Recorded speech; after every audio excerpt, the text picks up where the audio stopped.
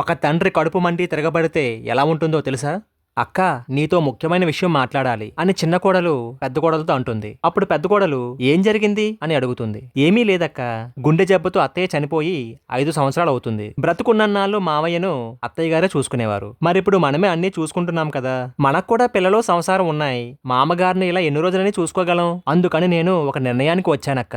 మనిద్దరం మన భర్తల్ని ఎలాగైనా ఒప్పించి మామగారిని ఆశ్రమంలో చేర్పిద్దాం. అక్కడైతే మామగారికి అన్ని సౌకర్యాలు ఉంటాయి. ఈ వయసులో ఆయనకి ప్రశాంతంగా ఉండే అవకాశం కూడా ఉంటుంది. ఆయన ఆశ్రమానికి వెళ్లిపోయిన తర్వాత ఈ 2 చెరొక ఇంట్లో మన పిల్లలతో హాయిగా ఉండచ్చక్క అని చెప్పింది చిన్న కోడలు. దీనికి మన భర్తలు ఒప్పుకుంటారా? నాకైతే నమ్మకం లేదు అంది పెద్ద కోడలు. మనం ఏదో ఒకటి చేసి మన భర్తలను ఒప్పించే ప్రయత్నం చేద్దాం అంది చిన్న కోడలు. ఆ రోజు రాత్రే ఇద్దరు ఆ విషయాన్ని వారి భర్తలతో చెప్పారు. అయితే వారి భర్తలు తమ తండ్రిని ఆశ్రమంలో చేర్పించడానికి వారి భర్తలు ఒప్పుకోలేదు. తల్లి లేకపోయినా తండ్రిని తమ వద్దే ఉంచుకుని బాగా చూసుకోవాలని ఆ ఇద్దరు కొడుకులు అనుకుంటున్నారు. కానీ రోజు రోజుకు వారి భార్యల నస భరించలేక ఆ ఇద్దరు కొడుకులు తండ్రి దగ్గరికి వెళ్లి ఇలా అన్నారు. నాన్న, ఈ పిల్లల గొడవలో పడి సమయానికి మీకు అందించాల్సినవేమీ అందించలేకపోతున్నాం. మీకు కూడా వయసు అయిపోయింది. అమ్మ ఉంటే అన్ని దగ్గరుండి తనే చూసుకునేది. మేము ఒక నిర్ణయానికి వచ్చాం. దగ్గరలోనే మంచి ఆశ్రమం ఉంది. మిమ్మల్ని అక్కడ చేర్పిద్దాం అనుకుంటున్నాం. మీరేమంటారు నాన్న అని ఇద్దరు కొడుకులు అడగగానే అది విన్న వారి తండ్రి, నేను కూడా అదే ఆలోచిస్తున్నాన్రా.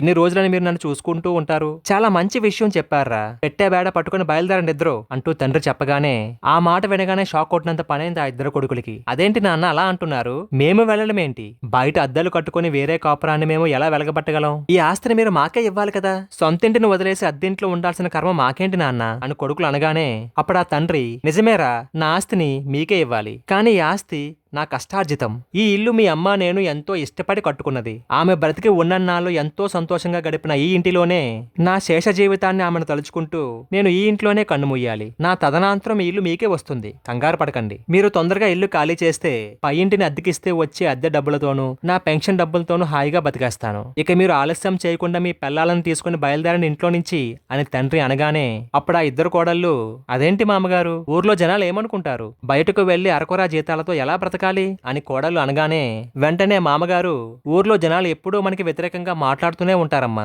అయినా ఇది నా ఇల్లు. నా ఇంటి నుంచి నన్ను బయటకు పంపించేసి ఆశ్రమంలో చేర్పిస్తే మాట్లాడుకోని జనాలు మీరు బయటకు వెళ్లి వేరు కాపురం పెట్టుకుంటే మాట్లాడుకుంటారా? నా గురించి ఆలోచించని మీరు జనాల గురించి ఆలోచిస్తున్నారా? నా ఇంట్లో నుంచి నన్ను బయటికి పంపించాలనే ఆలోచన మీదే అని నాకు తెలుసు. నా గురించి ఆలోచించని మీరు నా ఇంట్లో ఎందుకు ఉండడం? మీరు ఇక్కడి నుంచి వేరే కాపురానికి వెళ్లడమే మంచిది. బయలుదేరండి అంటూ తండ్రి చెప్పులు వేసుకుని ఏదో పని ఉందని బయటకు వెళ్లిపోయాడు. ఎవరు తీసిన గోతులు వారే పడతారని తెలుసుకున్న కొడుకులు ఇక చేసేది లేక వారి పెళ్లాల్ని తీసుకుని వేరే అద్దెంటికి వెళ్లిపోయారు. ప్రతి తల్లిదండ్రులు ఈ పెద్దాయనలాగే తిరగబడితే దేశంలో వృద్ధాశ్రమాలే ఉండవు కదా. ఏమంటారు?